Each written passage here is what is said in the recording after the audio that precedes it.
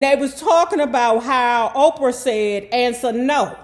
Because she recently had a birthday party. And I want to know what the hell is the world coming to when Kim Kardashian is invited to her birthday party, but Prince Harry ain't.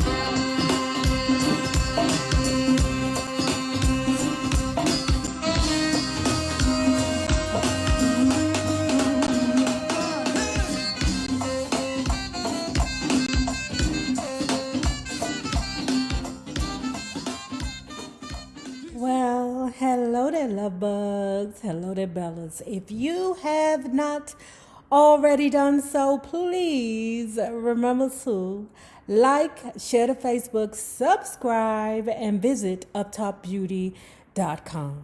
And if you are not already a part of this book club, please hit the Patreon link below and or the join button here on the YouTube. And for a small monthly fee of $5, you babies, yes, you can be privy to all the shenanigans before the YouTube gets it, if the YouTube gets it. Now, continue talking about Prince Harry's spare.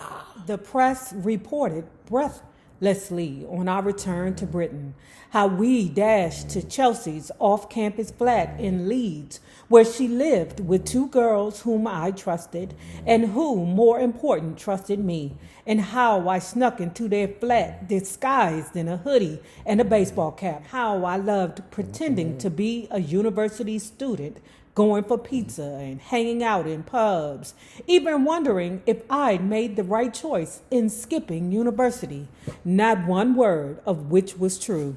Lou. But the press was getting worse.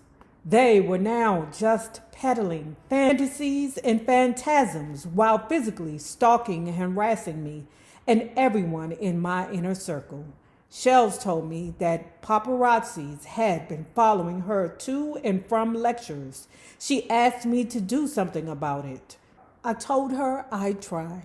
I told her how sorry I was. When she was back in Cape Town, she phoned me and said people were tailing her everywhere and it was driving her crazy. She couldn't imagine how they always knew where she was and where she'd be. She was freaking out. And I talked it over with Marco, who advised me to ask Shell's brother to check the underside of the car. Sure enough, a tracking device. Shell said again that she just wasn't sure if she was up for this. A lifetime of being stalked. What could I say? I'd miss her so much, but I completely understood her desire for freedom. If I had a choice, I wouldn't want this life either. Black, they called her. She was funny and sweet and cool. I met her at a restaurant with some mates months after Shells and I had gone our separate ways. Spike, that's a nickname for Harry. This is Flack. Hi, what do you do, Flack? She was on TV, she explained. She was a presenter. Sorry, I said, I don't watch much TV. She wasn't taken aback that I didn't recognize her, which I liked. She didn't have a big ego. Even after she explained who she was and what she did, I still wasn't certain. What's your full name again? Carolyn Black. Days later, we met for dinner and games. Okay, so let me interject right here. Let me tell you why I have a problem with Prince Harry. I really wish that he was single when he wrote this book, because Prince Harry is such a dashing and attractive man that we would have loved to hear some spicy moments with the ladies. You know, he ain't had to give exact names because he's giving names. This lady Carolyn Flack, this is, I guess you can Google her. But some of these ladies, you could have talked about how you took them to the edge of the water and then sent her for a swim, Prince Harry. You could have talked to us about how you made her heels touch the sky or something like that. You're too much of an attractive man for you to leave out the juicy parts. Because truth of the matter is, you're a sex symbol. We would love to hear how you put it down in the sheets. Now, you did shortly, like when you was talking about some old lady or older lady who was in the back of the pub who rode you like a horse. That wasn't good enough, her. That's not good. It was too many innuendos in that. I need pure facts. I need erotica. You couldn't talk about her boobs. You couldn't say, okay, Harry is a gentleman in this book. But we know you get down, her. We know you have a nice time with the ladies. You trying to make it seem like you ain't never got downright funky. Okay? Girl. I continued to see flack on and off, but we didn't feel free anymore. We kept on. I think because we genuinely enjoyed each other's company and because we didn't want to admit defeat at the hands of these assholes. You know, he can't walk to the toilet without somebody having a camera there to see him take a dump. But the relationship was tainted, irredeemable, and in time we agreed that it just wasn't worth the grief and harassment, especially for her family. Goodbye, we said. Goodbye and good luck. See, I know you hunch Flack. Flack would be a fool not to hunch the damn prince with the firecracker. In 2008, the palace was keeping me busy. I was sent to America, my first official working trip there. I'd been to Colorado once while water rafting and touring Disneyland with Mummy. JLP was involved in drafting the itinerary, and he knew exactly the kinds of things I wanted to do. I wanted to visit wounded soldiers, and I wanted to lay a wreath at the site of the World Trade Center, and I wanted to meet the families of those who died on September the 11th, 2001. He made it all happen. I remember little else of that trip besides those moments. I look back and read stories of the hullabaloo. Everywhere I went, the giddy discussions of my mother, much of it due to her love of America and her historic visits there. But what I remember most is sitting with wounded soldiers, visiting military grave sites, talking to families swamped in grief. He is just so dashing, you know. And the only other, and I know you like, Nay, that is a odd word to use, but you know who else is dashing? Idris Elba, dashing. Like all 007s are dashing, you know. Right at the turn of the new year, 2009, a video went viral. Me as a cadet 3 years earlier, sitting with other cadets at an airport, Cyprus, perhaps, or else maybe waiting to fly to Cyprus. The video was shot by me, killing time before our flight, messing around. I panned the group, gave a running commentary on each lad, and when I came to my fellow cadet, a good friend, Ahmed Raza Khan, a Pakistani, I said, our little Paki friend. I didn't know that Paki was a slur. Growing up, I'd heard many people use the word and never saw anyone flinch or cringe. Never suspected them to be racist. Now, I hear the term Paki used a lot, but I wouldn't say Paki. I probably would say, what goddamn, Middle Eastern, I guess? Or Indian or Hindu or something like that. I wouldn't say Paki, even though I hear people using that term. But anyway, he's saying he didn't know it was a bad word to say. Listen, I was listening to this lady. Oh my God. I don't know. It was on a YouTube channel. It was called GB News, I think. And it was this African-American lady, child. She had all this makeup on her face and this big long wig as I sit here with my scarf and shit and these thick ass glasses, right? Oh, but I mean, she was giving Prince Harry the ninja. You hear me? But I believe the reason why she gave Prince Harry the ninja is because it's like one person jump on him. Then the second person jump on him. Now all of a sudden you getting the twins to jump on him. Like I said in previous videos, if you look for something to be wrong, then you're going to find something wrong. And I believe that's what the press does with Prince Harry. Because if it was just some regular Joe Schmo saying the term, it wouldn't be that serious, you know. But I know you like, Nay, he is a royal and he should know better. But he's still in his 20s. How he know better when he hearing everybody around him saying, I didn't know that Paki was a slur. Growing up, I'd heard many people use that word and never saw anyone flinch or cringe. Never suspected them of being racist. Neither did I know anything about unconscious bias. I was 21, awash in isolation and privilege. And if I thought anything about this word at all, I thought it was like Aussie, harmless. I sent the footage to a fellow cadet who was making an end of the year video. Since then, it had circulated, flitted from computer to computer, and ultimately ended up in the hands of someone who sold it to the news of the world. Now, Harry, you should know better than that. Now, Harry, you can't look at a bitch too long before they figure out something wrong with it. They know you got a pickle. They know you want to look at bitches, Harry. You know them hoes gonna find something wrong with you looking too hard, too long at a bitch. Condemnations began rolling in.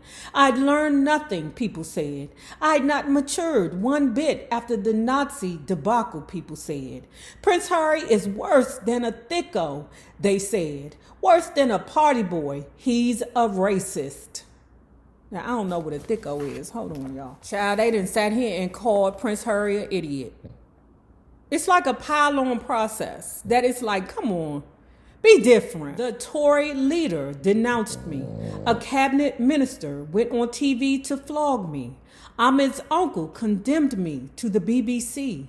I was sitting in Highgrove watching the fur rain down, barely able to process it. My father's office issued an apology on my behalf. I wanted to issue one as well, but courtiers advised against it. Not the best strategy, sir. To hell with strategy. I didn't care about strategy. I cared about people not thinking I was a racist. I cared about not being a racist. Above all, I cared about Ahmed. I connected with him directly, apologized. He said he knew I wasn't racist. No big deal, but it was. And his forgiveness, his easy grace only made me feel worse. Child, hold, please, pause. I was looking at this African-American British lady thing, right? Child.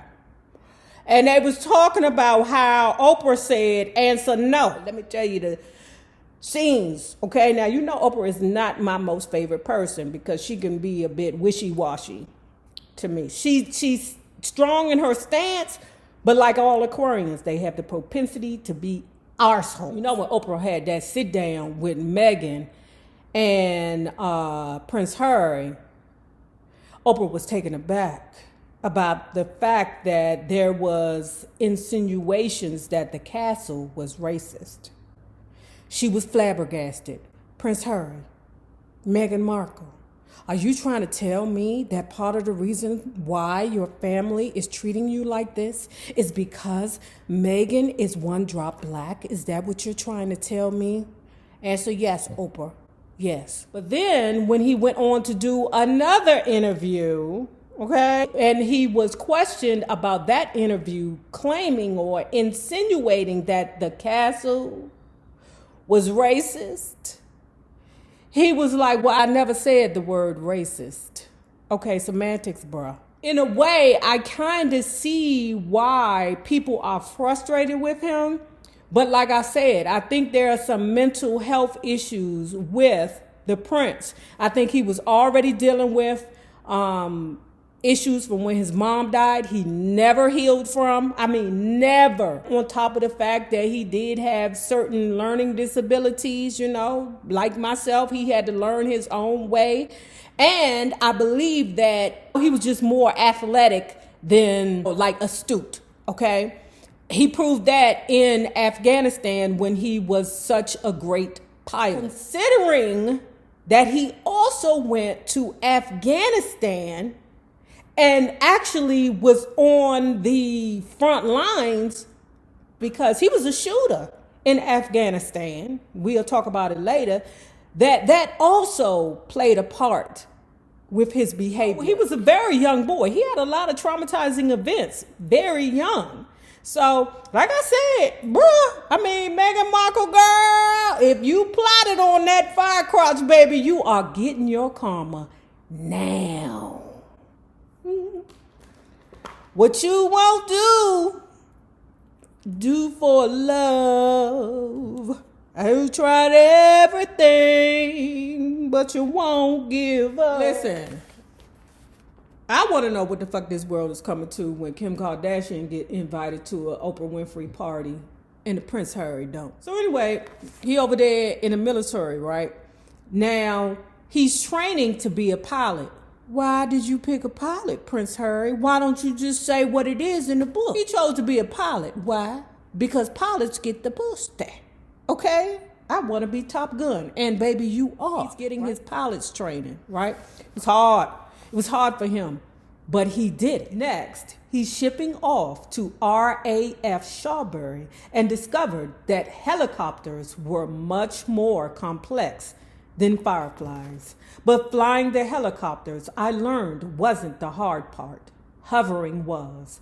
At least 6 long lessons were devoted to this one task, which sounded easy at first and quickly came to seem impossible. The more you practice hovering, the more impossible it seemed. The main reason was a phenomenon called hover monkeys. Just above the ground, a helicopter falls prey to a fiendish confluence of factors: airflow, downdraft, gravity. First it wobbles, then it rocks, then it pitches and yaws as if invisible monkeys are hanging from both its skids, yanking. To land the helicopter, you have to shake off those hover monkeys, and the only way to do that is by ignoring them. Easier said. Time and time again, the hover monkeys got the best of me, and it was small consolation that they also got the better of every other pilot training with me. I was living in Shropshire with Willie, who was also training to become a pilot. He found a cottage 10 minutes from the base on someone's estate and invited me to stay with him. Or maybe I invited myself. Each of us enjoyed the arrangement. Our first time living together since Eton. It was fun. Better yet, we were together for the decisive moment, the triumph unraveling of Murdoch media empire. After months of investigating, a gang of reporters and editors at Murdoch's trashiest newspaper were finally being identified, handcuffed, arrested, charged with harassment of politicians, celebrities, and the royal family. Corruption was being exposed, finally, and punishments were forthcoming. A new era was at hand. Strange, while all this put Willie and me in a chipper mood, we didn't talk much about it explicitly. We had loads of laughs in that college, passed many happy hours talking about all kinds of things, but seldom that. I wonder if it was just too painful, or maybe still too unresolved. Maybe we didn't want to jinx it. Maybe there was some tension under the surface between us, which I wasn't fully comprehending.